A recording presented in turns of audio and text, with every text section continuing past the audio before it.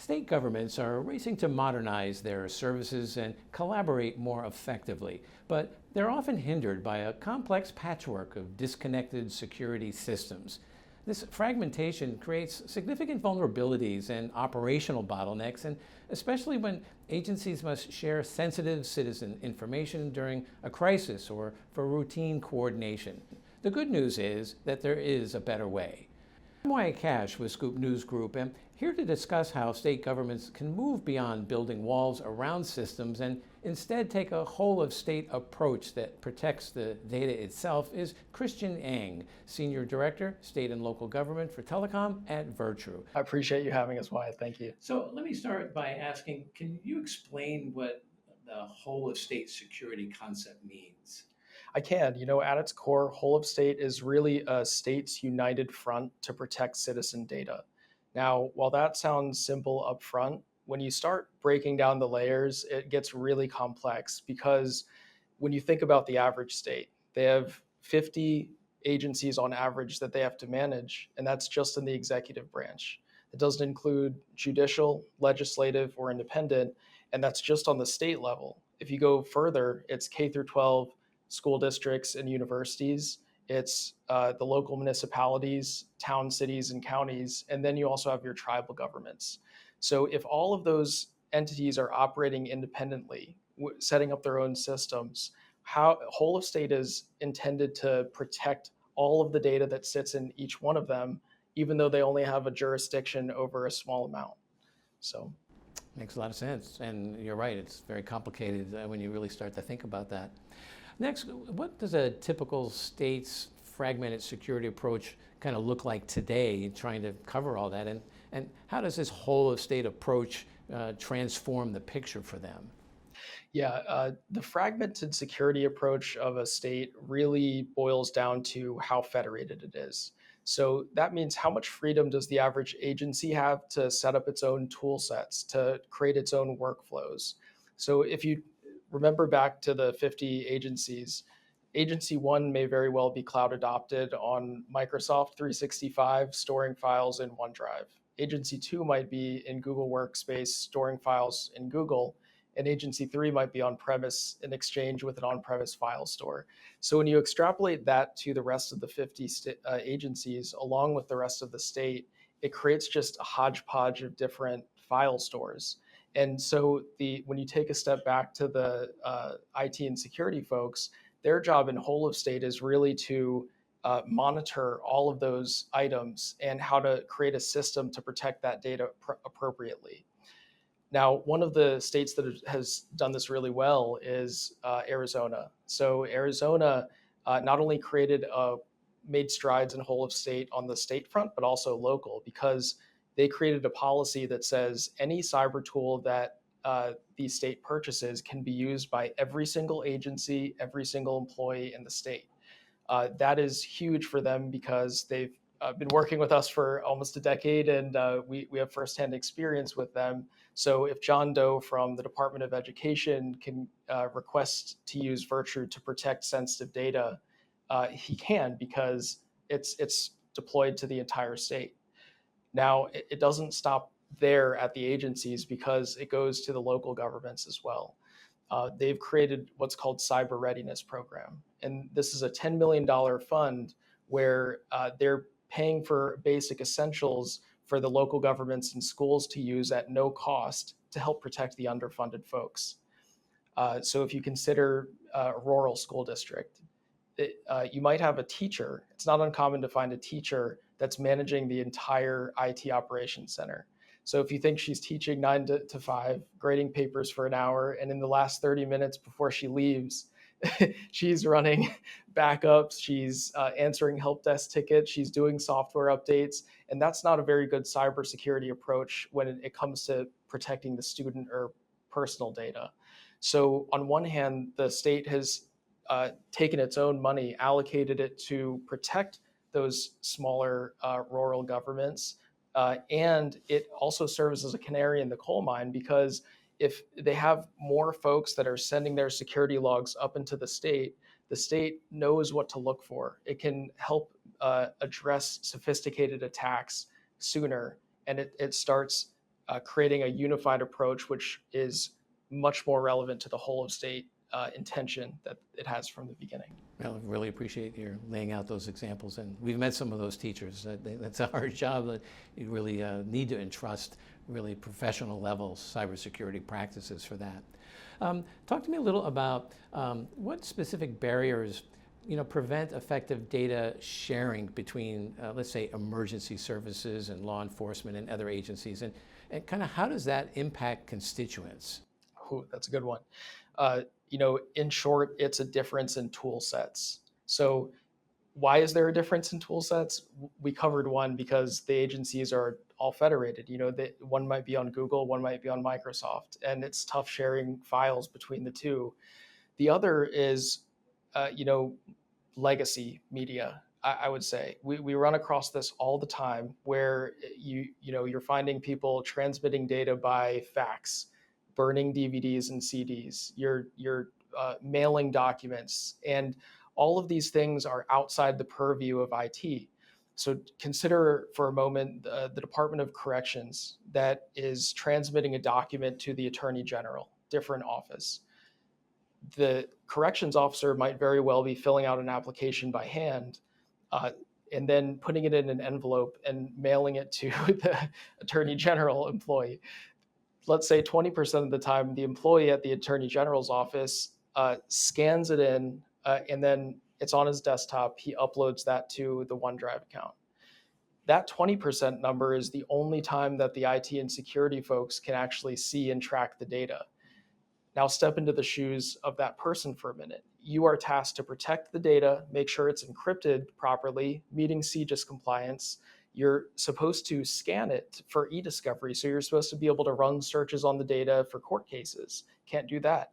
And you're supposed to be able to respond to public records requests.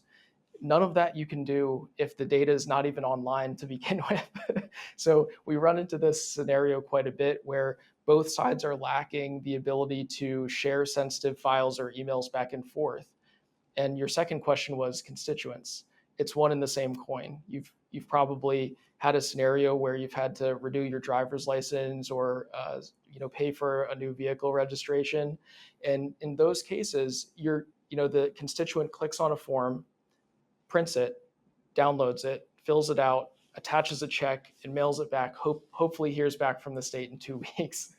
So what happens there? Well, one, the first problem is that 20 to 30% of Americans don't even own a printer or a fax machine. So that's one issue.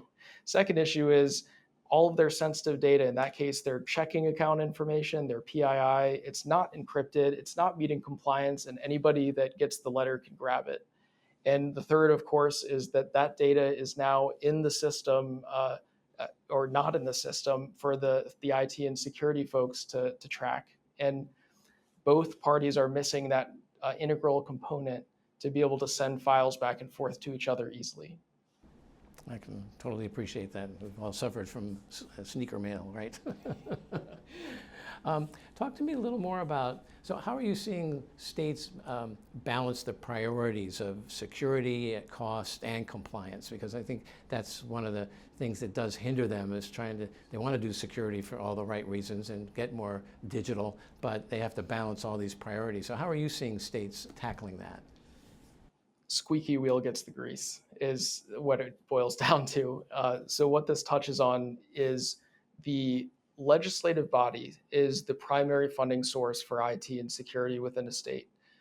So when you think about a CTO or a CIO that has a tech background, it's a matter of how well they can convince that legislative body to allocate funding for a new project.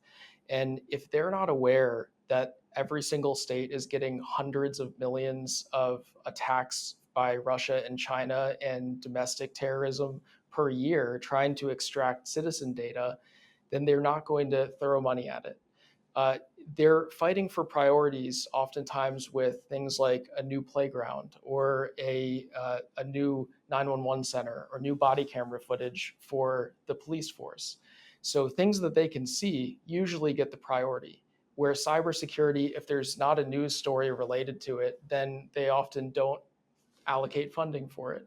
So the first is how well can the IT folks convince or get that message across to the legislative body. Second and third would be grants and compliance. So you have these grants. We were talking about it beforehand.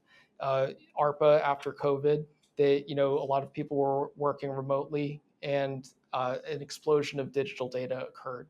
So when there's a grant that gets passed down from the federal government to the states can use that to pay for new cyber tools. And lastly, the compliance requirements such as CGIS, PCI, IRS Pub 1075 for tax data. Whenever there's a new law that gets passed or an addendum, the states then quickly allocate funding to mitigate those audits and address the new law. So really, it's a mixture of those three: legislative, grants, and compliance, and how well can they use those to fund new cyber tools in a state where they might not be as tech savvy as the IT or security folks. Absolutely. And then in this evolving landscape of cloud security for the public sector, things like state ramp certification has really become a kind of an important or prominent part of the framework. How do you view the role of this certification in government's decision-making process, particularly as it relates to the vendor selection and data protection? Well, in terms of state ramp, it was recently renamed GovRAMP, but yes. It's an absolutely necessary requirement for states.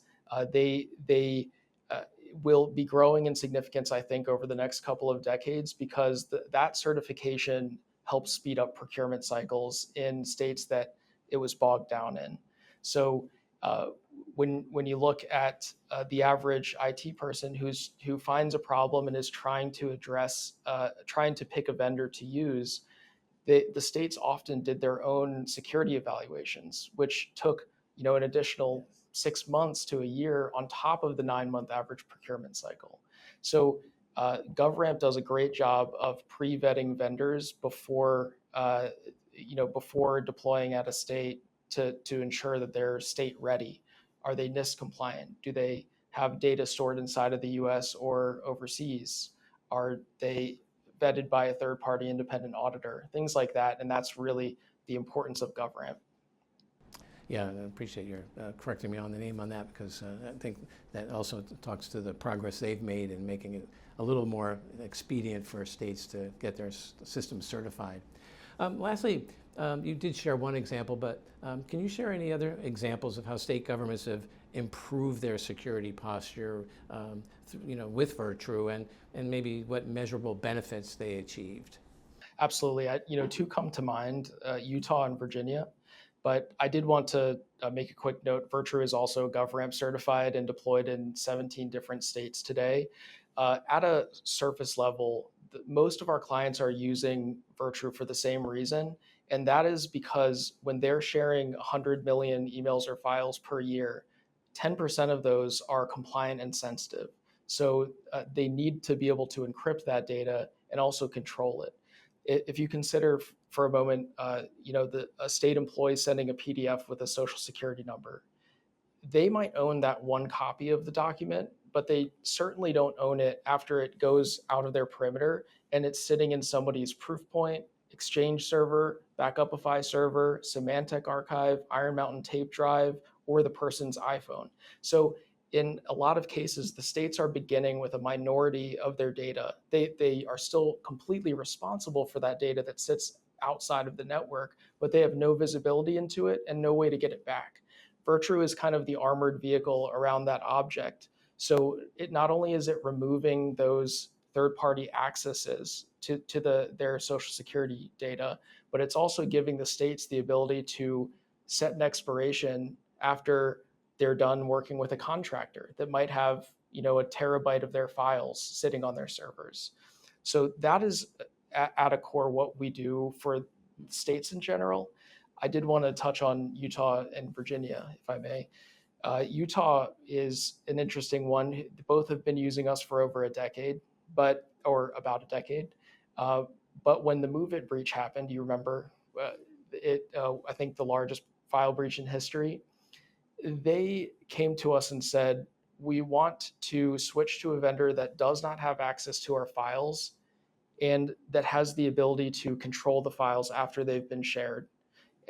And so that's what we're doing for Utah, primarily to avoid the traditional setup of file sharing where the file servers like MoveIt become a bit of a repository.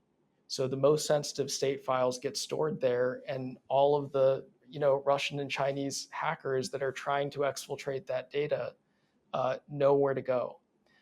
But with Virtru, we don't have access to the files to begin with, and that removes the vulnerability from an architectural level. Virginia, lastly, is a personal favorite because they've used Virtru with Microsoft sensitivity labels. So many of the states have an initiative right now where they're trying to catalog data and then trying to protect data. And they consider it a phase 1, phase 2 approach. The problem, well, I'll tell you what Virginia did first. So Virginia is taking sensitivity labels for sensitive data like tax or social security numbers. When that's entered, then Virtru triggers, protects the data, and then possibly expires it in 30 days, whatever their requirements are. So it works together in tandem. So as the labels grow, the protection grows. But many of the states we've spoken with make the mistake of we want to figure out phase 1 first, the data cataloging, the tagging, the sensitivity labels, which might take 5 to 10 years. So what's happening in that 5 to 10 years? Well, you have that 100 million data set going out every single year that they cannot see or control. So we're talking relentlessly copied data outside of their perimeter that they're still responsible for. And Virginia's done the smart thing of saying, we want to protect data first while we build out our classification strategy. And that is really impressive to me. And I would encourage, hopefully, more states to follow their footprints. It certainly sounds like they should. Well, Christian Eng, thank you so much for joining us here and kind of really helping us understand how what Virtru does is able to help states really kind of protect their data even after it gets out of their systems and into other hands, and really just the importance of that for our constituents as well as state governments as well. So thank you so much for joining us. I appreciate it, Wyatt. Thank you so much. Yeah, thank you.